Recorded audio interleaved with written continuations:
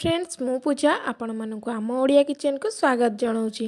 आज आसतु आम प्रस्तुत करवा काश्मीरी आलूदम। तरकारी जी सुंदर देखा खावाई से टेस्टी।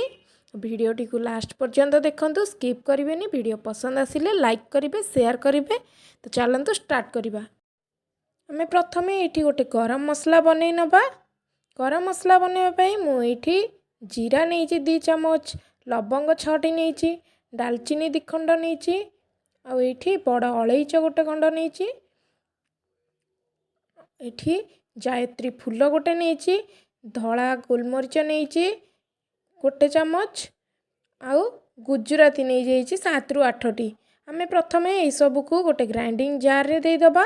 आउ यार गोटे भल भाव पाउडर बनै नवा।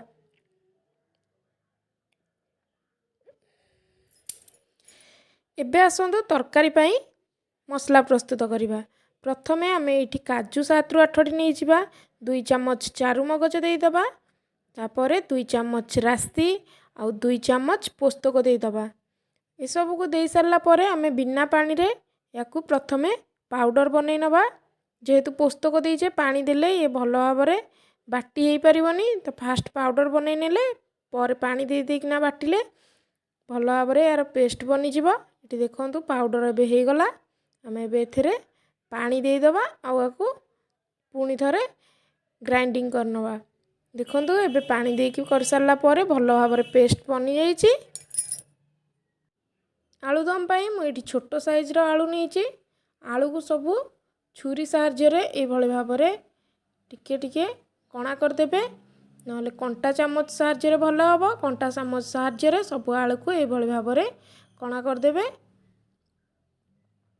एमिती आलू को सबू कणा कर सारा पर एथिरे आमे स्वाद अनुसार लूण देदबा। तापर गोटे चम्मच पूरा भरिकी हल्दी गुंड देदबा।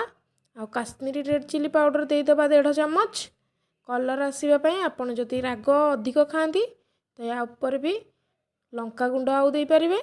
तापर अदा रसुण पेस्ट गोटे गोटे चम्मच देदबा। आउ दही ये आम 2 ରୁ 3 चम्मच दे नवा। आगुरी जो मसला को आम प्रिपेयर करके रखी थे काजू चारू मगजर सेटा को मध्य ये देदबा। आउ अल्प किछि पानी देकी गोटे कप भलिया याकू भल भाव आम हाथ में गोल नवा। यही भाव हाथ में गोल सारा पर आम याकू कभर करके गोटे घंटा रेस्ट करने छाड़ीदबा। एमती मैरिनेट कर सारा पर सबू भिजिज आलू को। एबे आसतु 2 घंटा हो गला। आम ये गैस ऑन करी गोटे कड़े नहीं जावा। ये सोरिष तेल देदबा गरम करने। सोरिष तेल गरम हो सारा पर ये 2टा बड़ साइज पियाज को मु काटिकी रखी ताकू आम भल भाव भाजी नवा क्रिस्पी होला पर्यंत। भाजी गला पर भल भाव आम आपको काढ़ी नवा। आउ एबे सेम कड़े रे तेल रही आम ए लवंग जायत्री सुखिला लंका डालचीनी खंडे देदबा। आउ याकू 2 ରୁ 4 सेकेंड पर्यंत फुटा को छाड़ीदबा भल भाव जमती फुटीज। एबे ये फुटीगला पर आम मैरिनेट करके रखि आलू तेल रे देदबा। और जो जगार मैरिनेट करके रखी थे से जगटा को टिके पानी देकी धोई नवा। गोटे कप भलिया पानी पानी की मध्य आलू ऊपर देदबा। आ भल भाव गोल नवा गोटे थर। एबे आम आपको कभर करकिना आधा घंटे पर्यंत छाड़ीदबा। आ मझिरे मझिरे कभर काढ़ी एपट सेपट करके लेउटुथिबा। मन रखि गैस फ्लेम को ये मीडियम रे रखिबा। आम जेहेतु आम ये कंचा आलू नहीं आलू को सीझापी टाइम लगे। आम आपको कभर करके नहीं रोसई करवा। यही भाव 10 ରୁ 15 मिनिट कषे सारा पर आलू को आम ये गरम पानी मुझे 2 कप व्यवहार करी। आपन को जदि कम लगे तो कम देवे, अधिक लगे अधिक देवे। यही हिसाब से पानी दे सारा पर आम पुणी थे या कभर करदमा। आउ 10 ରୁ 15 मिनिट पुणी फुटापी छाड़ीदे। फुटी सारा पर पुणी कभर काढ़ी आगुरी जो पियाज को भाजिकी रखी थे पियाज को तरकारी उपरे देईदबा।